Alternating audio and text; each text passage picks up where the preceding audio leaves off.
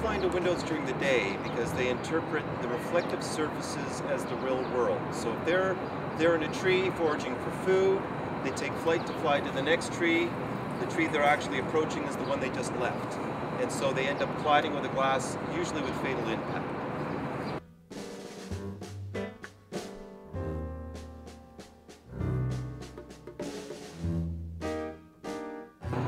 This issue of bird collisions with buildings is now one of the leading causes of bird death. In fact, it's the second leading cause of death, second only to habitat loss. If we take the city of Toronto as an example, it's estimated that 1 to 10 birds will collide with a building on an annual basis.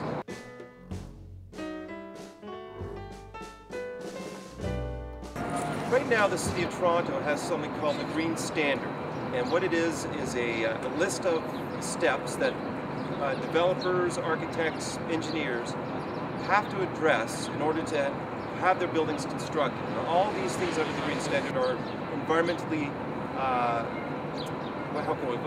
sensitive issues.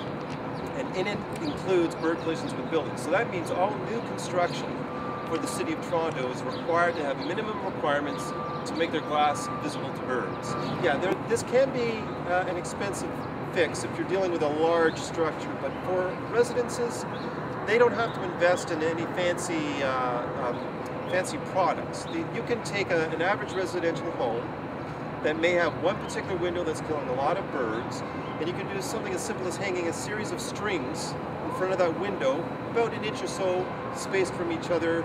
You can hang pine cones, you can draw chalk lines on the glass, anything that creates that visual barrier so the bird can detect the glass as a solid object is the key. So you don't have to invest a lot of money in this. It may not look pretty, but you know, it solves the problem.